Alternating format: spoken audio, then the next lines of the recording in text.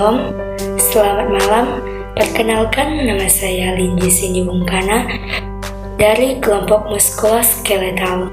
Pada saat ini, untuk pemenuhan tugas UTS kami, saya akan membahas tentang anatomi fisiologi tulang-tulang beserta dengan fungsinya. Dan saat ini saya akan membahas tentang frontal bone, nasal bone, temporal bone, zygomatic bone, maxilla, sternum, dan ulna. Dan pada saat ini saya akan menjelaskan fungsi-fungsinya. Fungsi utama dari frontal bone yaitu untuk melindungi otak dan menopang struktur kepala serta rongga hidung dan mata. Dan fungsi dari nasal bone yaitu untuk pelindung dari trauma sebagai penyangga bagian dari indera pembau dan sistem pernafasan. Dan fungsi dari temporal bone yaitu untuk membantu dan membentuk struktur tengkorak dan melindungi otak besar serta membran di sekitarnya. Dan fungsi dari maxilla yaitu untuk bernafas, pertahanan tubuh, proses mengunyah, dan juga berbicara. Dan fungsi dari tulang dada atau sternum yaitu untuk melindungi organ-organ penting dalam rongga dada, yaitu jantung dan paru-paru. Dan yang terakhir yaitu tulang ulna atau hasta. Fungsi tulang hasta adalah untuk mendukung aktivitas tangan secara keseluruhan. Fungsi tulang hasta diketahui dapat berkembang seiring dengan bertambahnya usia seseorang. Tulang hasta atau radius adalah tulang dengan lengan bawah yang menyambungkan anggota siku dengan tangan di anggota ibu jari. Tulang hasta terletak di anggota lateral, tulang pengumpil atau radius. Bangun badan tulang hasta makin ke bawah, makin membesar, yang akan membentuk persendian pergelangan tangan. Fungsi pada tulang hasta diantaranya adalah sebagai berikut. 1. Membentuk struktur lengan bawah. 2. Membentuk rotasi dari pergelangan tangan. 3. Tempat otot melekat. 4. Membentuk humerus dan sendi siku. Dan yang kelima, menyimpan asupan mineral. Yang berikut yaitu tulang panggul, terdiri dari 3 tulang penyusun, yakni tulang pinggul sakrum dan tulang ekor. Tulang pinggul sendiri terdiri dari 3 bagian komponen, yakni ilium, ischium, dan pubis. Ketiga bagian tulang ini terpisah sejak lahir dan kemudian menyatu saat memasuki masa pubertas. Ilium adalah tulang utama pada bagian panggul. Tulang ini berada di kedua sisi tulang belakang dan melengkung ke arah bagian depan tubuh. Bagian atas ilium, yaitu puncak iliaka, akan terasa saat Anda menyentuh pinggul. Pubis adalah tulang yang berada di bagian bawah pinggul atau tulang kelamin. Gabungan antara dua tulang pubis dari dua sisi pinggul disebut simfisis pubis, yaitu sendi tulang yang berfungsi melindungi alat kelamin wanita. Ischium adalah tulang yang berada di bawah ilium dan di samping pubis. Tulang ini tebal karena terbentuk dari 2 tulang yang menyatu dan melingkar. Selanjutnya, tulang calcaneus atau tumit merupakan salah satu bagian dari sistem pertulangan tubuh kita yang terletak di kaki. Tumit itu sendiri merupakan tulang terbesar dari telapak kaki. Tulang ini terletak di sebelah belakang yang mengalihkan berat badan di atas tanah ke belakang. Dengan demikian, tulang tumit mempunyai tugas besar untuk menyangga berat badan, terutama ketika sedang berjalan atau berlari. Tumit juga bersendi di sebelah atas tumit, bersendi dengan talus atau tulang tempat mata kaki berada, dan di depan dengan kuboid, tulang penghubung dengan jari-jari kaki. Talus adalah salah satu tulang penting yang membentuk sendi pergelangan kaki. Talus berfungsi sebagai penghubung antara kedua tulang pada tungkai kaki atau tulang kering dan tulang fibula. Selanjutnya, cuneiform lateral terletak di antara dua tulang paku lainnya, yang semuanya berbentuk cuneiform lateral terletak di antara dua tulang paku lainnya, yang semuanya berbentuk baji dan berukuran sedang. Cuneiform lateral juga disebut cuneiform ketiga dan cuneiform eksternal. Ada dua tulang runcing lateral, keduanya ditemukan di daerah pergelangan kaki tubuh manusia. Tulang ini berfungsi untuk menopang tubuh sambil juga memainkan peran penting dalam gerakan. Yang selanjutnya adalah metatarsal. Metatarsal adalah bagian tulang panjang pada kaki yang menghubungkan pergelangan kaki dengan jari kaki. Tulang ini membantu menyeimbangkan tubuh saat kita berdiri dan berjalan. Dan yang selanjutnya, proksimal. Proksimal adalah bagian tulang paha. Satu ini posisinya berdekatan dengan tulang pelvis atau tulang pinggul dan terdiri dari kepala, leher, trochanter, mayor, dan minor, dan juga median femur. Yang selanjutnya adalah mida, yaitu tulang tengah jari kaki. Dan yang selanjutnya adalah distal, yaitu tulang jempol. Dan yang selanjutnya adalah mandible atau rahang bawah. Dan yang selanjutnya adalah phalanges of toes, falang jari kaki. Dan yang selanjutnya adalah 7th cervical atau vertebra, yaitu vertebra cervix ke-7.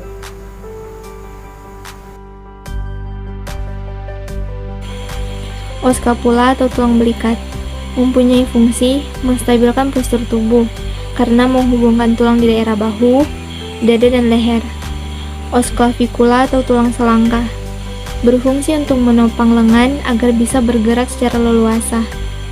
Os humerus atau lengan atas berfungsi sebagai tempat melekatnya banyak otot penting sekaligus mendukung pergerakan lengan. Os costa atau tulang rusuk berfungsi untuk melindungi organ bagian dalam seperti jantung, paru-paru, dan hati. Vertebra toraks memberikan struktur dan menyokong tubuh serta melindungi saraf tulang belakang. Vertebra lumbalis mempunyai fungsi untuk menopang bobot tubuh dan memungkinkan pergerakan tertentu, juga sebagai pelindung susunan saraf yang melintas sepanjang tulang belakang dan organ terdapat di dalam rongga perut. 35 tabung vertebra. Vertebra lumbalis kelima terbuat dari tulang berawang untuk mencegah struktur tulang belakang saling bergerak dan menjadi bantalan bagi tulang punggung. 31 sakrum, tulang telangkap punggung merupakan tulang yang bentuknya menyerupai segitiga untuk kurva yang dibentuk 5 tulang belakang yang menyatu. 32 chakrus, tulang salbi. Di bawah sakrum terdapat tulang ekor atau sakri yang merupakan pangkai tulang punggung. Tulang ini berfungsi menjaga keseimbangan ketika seseorang dalam posisi duduk. 33 femur, tulang paha. Tulang besar dan terkuat, oleh sebab itu fungsi tulang paha membuat manusia dapat berjalan dan mencongkang tubuh yang sangat besar. 34 patella, tempurung lutut. Tulang ini memiliki fungsi sebagian penyambung otot paha bagian depan dengan tulang kering. 35 fibia, tulang kering. Fungsi tulang kering yang utama adalah penopang berat badan dan membentuk sendi lutut serta pergelangan kaki. 36 fibula, tulang betis.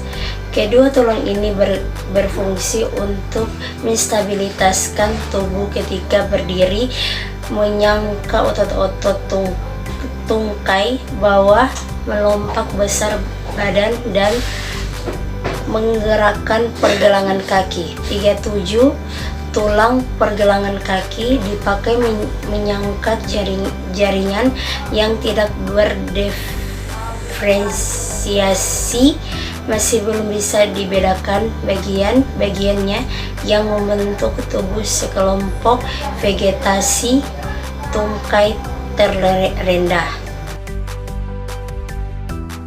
Selanjutnya, calcaneus atau tulang tumit.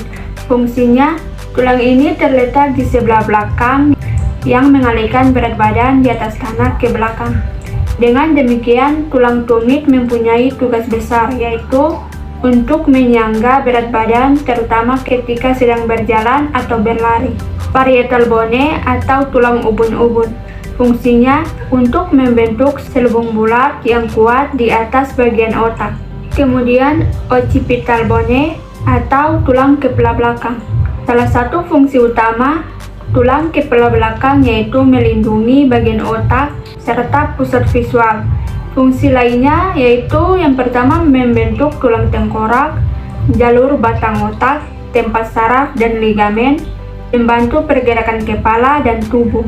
Cervical vertebra atlas atau tulang punggung servis ke-1 berfungsi sebagai bantalan tulang dan membantu kepala, leher agar bisa tegak dan menekuk. Cervical vertebra axis atau vertebra cervix sumbu. Fungsi utamanya adalah untuk memungkinkan kepala berputar di sekitar leher. Ulna atau tulang hasta berfungsi untuk mendukung aktivitas tangan secara keseluruhan. Kemudian radius atau tulang lengan bawah berfungsi untuk mengatur pergerakan tangan bagian bawah. Ilium atau tulang pinggang berfungsi sebagai penyangga berbagai organ. Selain itu, tulang pinggang juga menjadi penyambung antara tubuh bagian atas dan bagian bawah. 46. Pubis atau tulang di depan panggul berfungsi untuk penyangga berbagai organ dalam sistem pencernaan atau reproduksi. 47. Ischium atau air mani berfungsi untuk menetralkan tingkat keasaman saat sperma tidak mati dan bisa bergerak menuju sel telur untuk melakukan pembuahan. 48. Carpal ridge bones atau tulang pergelangan tangan berfungsi untuk menjaga stabilitas dan pergerakan dari pergelangan tangan. 49. Metacarpal bones atau tulang jari berfungsi memberi struktur pada telapak tangan. Yang ke-50, proximal planax of thumb atau tulang jari tangan berfungsi untuk menekuk atau meregakkan ke satu arah. 51, distal planax of thumb atau tulang jari tangan jempol berfungsi untuk menggerakkan sendi di bawah ibu jari ke arah telapak tangan. 52. Proximal atau tulang jari kaki berfungsi untuk membantu kaki dan menyangga tubuh saat berdiri, atau jari kaki juga akan melentur dan memanjang untuk membantu tubuh saat berjalan, berlari, atau berdiri. 53. Midle atau tulang jari tangan tengah berfungsi untuk penyimbangan untuk semua jari jemari di tangan. Baik, kami telah menyelesaikan atau memaparkan materi dari kelompok kami, yaitu muskuloskeletal. Semoga dapat bermanfaat bagi kita semua. Terima kasih. Halo teman-teman, saya ingin mengajak kalian untuk bergabung bersama-sama dengan kami di kampus tercinta Universitas Pembangunan Indonesia tadi. Karena di kampus kami sudah berakreditasi dengan nilai yang memuaskan. Nah, di kampus kami ada 6 fakultas. Yang pertama ada Fakultas Pertanian, dan yang kedua ada Fakultas Hukum, dan yang ketiga ada Fakultas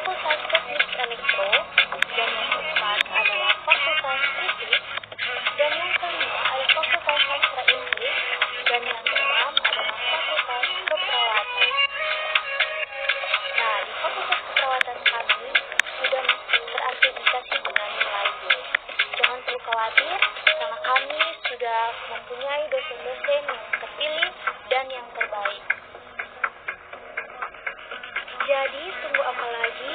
Mari bergabung bersama-sama dengan kami di Universitas Pembangunan Indonesia, terlebih khusus di Fakultas Keperawatan. Karena di Fakultas Keperawatan ada dua program studi. Yang pertama